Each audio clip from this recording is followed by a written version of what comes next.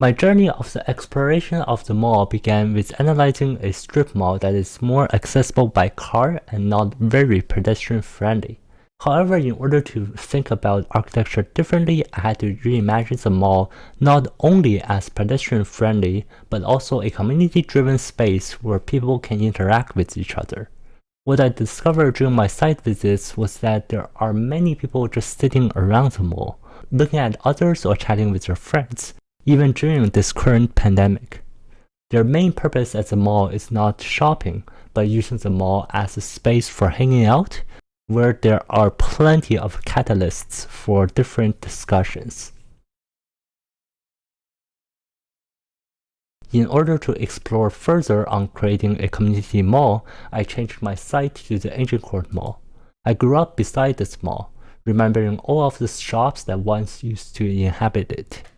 Currently, it has become less populated and run down due to various circumstances. Increased rent, less popular shops, but more importantly, less shoppers because of online shopping platforms such as Amazon. Currently, there is a redevelopment proposal from North American Development Group to reimagine the Agincourt Mall to become an exterior walkable mall with little to no interior public space for people to sit down for long periods of time. This redevelopment also proposes 4,372 units of residential buildings, condos, and townhouses to be built adjacent to the new mall. While the renderings are pretty and the city of Toronto is supporting this redevelopment, the immediate community that frequents the current Agincourt Mall has mixed feelings about this. What will happen in the wintertime with the open mall? There is a great elderly population in the neighborhood that frequents the mall. How will they access the mall during the wintertime? Already all condos at the back of this area. I don't think they should build more. No, I don't think so. So specifically for any retail spaces, no. I just want the way it is. On this map, we can see that there are several retirement homes neighboring the mall, and many of the apartment buildings in this area are too occupied by many seniors. There are many seniors from the retirement home immediately across the street from the mall who walk to this mall almost every single day to look around, grab a coffee, or just simply walk through the mall as their everyday routine.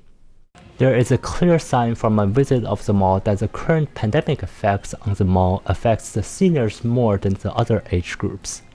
Because all of the benches were removed to prevent COVID-19, there is a lack of public space for sitting except for a Tim Hortons where these seniors used to sit for a couple of hours because there's no other place for them to sit.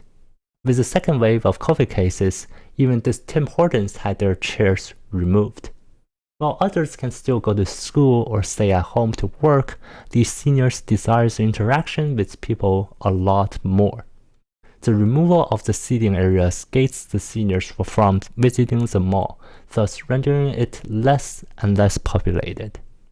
Even though my primary user group is the seniors, I also wish to identify that many Chinese also reside in this community. This mall is located in Scarborough, and there is a great population of Chinese immigrants that reside in this area. Throughout my design, I am leaning to many elements that mainly target Chinese seniors, but also keeping in mind all other seniors of different ethnicities that frequent this mall. From my initial visit to the mall, I revisited it after I built a simple bench for the mall goers to sit on. This exploration allowed me to identify an exterior place where people are gathering and sitting despite all of the seating in the restaurants and mall were removed due to COVID. These benches provided a temporary better seating platform for these people as well as giving me some interesting data. I have identified some common movement paths of these seniors through the mall and where they enjoy gathering the most. As well, I have identified 4 rudimentary elements in the Agincourt Mall that can be seen in all malls. The entrance, it is very tall and open, wanting to invite you into it. The elevation or façade, it is very flat with floor-to-ceiling curtain walls running all along the front. The access into a retail space, a very clear entrance that distinguishes the mall from the retail, and the retail units themselves, fairly standard sizes and shapes of rooms that can only be distinguished by their logo and finishes. After the design of the penultimate review, I have identified several elements to continue to work on, and one of them includes a virtual reality experience of my parents and my cousin. This was the first time they have ever experienced VR in general, so there have been some control issues.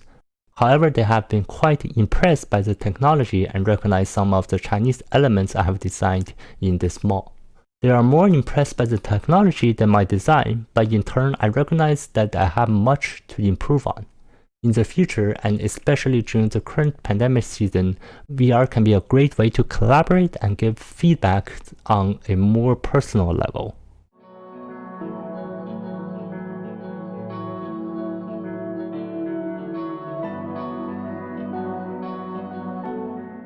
From the penultimate, I have identified one more rudimentary element for the mall: the exterior of the mall.